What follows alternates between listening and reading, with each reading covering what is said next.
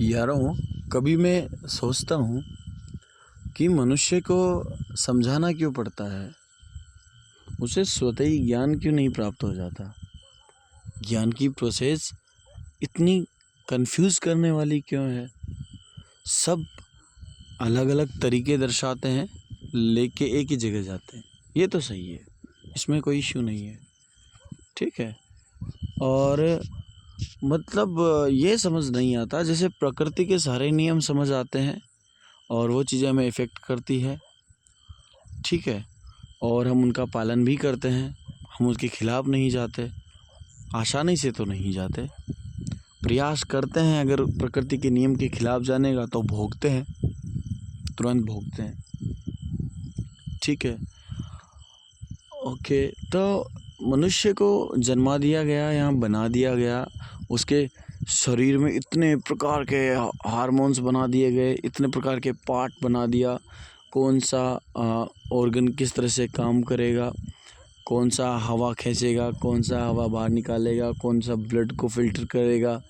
एक पूरी की पूरी मशीनरी बना दी गई। कैसे बनी है, किसने बनाया है, पता नहीं। और ये मशीनरी जब पैदा हुई, मतलब जब इसका जन्म हुआ मनुष्य का, तो वो 2 किलो का, और slowly slowly slowly slowly slowly बिना कुछ करे ऑटोमेटिक उसको सूर्य की ऊर्जा मिल रही है, हवा मिल रही है, पानी मिल रहा है, और बहुत सारी चीज़ें अवेलेबल है, और वो ग्रोथ कर रहा है। उसकी मानसिक क्षमता ग्रोथ कर रही है, वो सोच रहा है, कुछ कर रहा है, और वो धीरे धीरे 80 केजी का, उससे भी ज़्यादा, या फिर 50 केजी का हो जाता है। और उसे ये नहीं पता कि वो यहाँ क्यों आया है, और सुख भोगता है, दुख भोगता है। जब वो परेशान हो जाता है तो सत्य की खोज में भागता है कि सत्य कहाँ है, ठीक है। तो परेशान क्यों हुआ, और उस सुख और दुख के जाल में क्यों फंस गया, क्यों फंस गया। अगर उसे जो मिलना है वो पहले ही मिल जाता तो क्या बिगड़ जाता।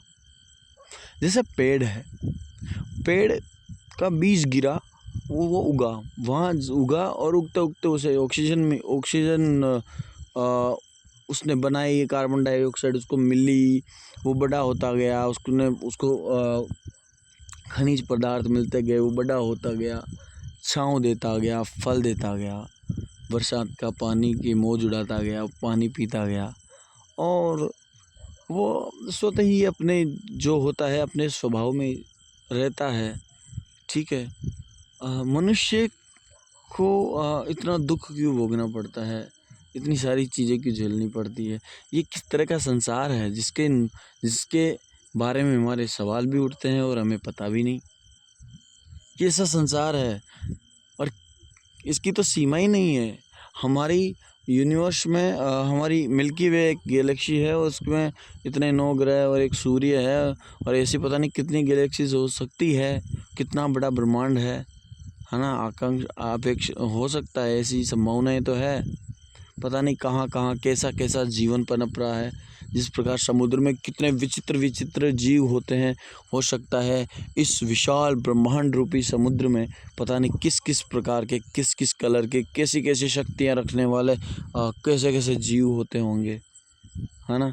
जिनको शायद हम पहचान भी ना पाएँ, हम जान भी नहीं पाएँ, जिनका शायद हमने कभी विचार भी ना किया हो, ठीक है। तो कैसा ब्रह्मांड है, कैसी प्रकृति है, कैसा जीवन है, कुछ समझ नहीं आता। एक चीज़ समझ में आती है, भूख लगती है, खाना बना के खाना पड़ता है। एक चीज़ समझ में आती है कि कमाना पड़ेगा जीवन को अच्छे से जीने के लिए। एक चीज़ ये भी समझ में आती है कि कभी हमारे अंदर ईगो जागता है, कभी हमें क्रोध आता है, कभी हमें किसी से प्यार हो जाता है, कभी हमारा दिल टूट जाता है, और इन भावों में, इन चीज़ों में हम ऐसे कंफ्यूज हो के ऐसे बह जाते हैं, और एक क्षण आ जाता है जिस दिन मृत्यु हमारे दरवाजे पे खड़ी होती है, और हम यहाँ से चले जाते हैं। और इस दौरान, इस बीच में हज़ारों लोग शिक्षाएं देते हैं, अच्छे काम करो, ये करो, इस तरह से जीवन जियो, ये उपवास करो, वो उपवास करो, ये शनिवार, ये मंगलवार कुरान पढ़ो, ये इस्लाम शुक्रवार को ही कुरान पढ़ो, ये वो सफ़ेद टोपी पहनो, सफ़ेद कपड़ा पहनो, ईसाई धर्म अपना ये ताबीज़ लेके घूमो, ये करो, वो करो। अपने गॉड को याद करो, चर्च जाओ, ये करो, कैसी कैसी मान्यताएं, कैसी कैसी कहानियाँ, और इन सब से गुजरते हुए, इन सबको झेलते हुए मनुष्य आगे बढ़ता है और कहीं दुख कहीं सुख का अनुभव करता है और जीवन खत्म।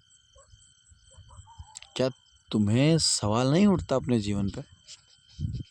शायद तुमने इतना गहरा ना सोचा हो। अगर नहीं सोचा तो सोचो यार, कुछ तो इसका सल्यूशन निकालो।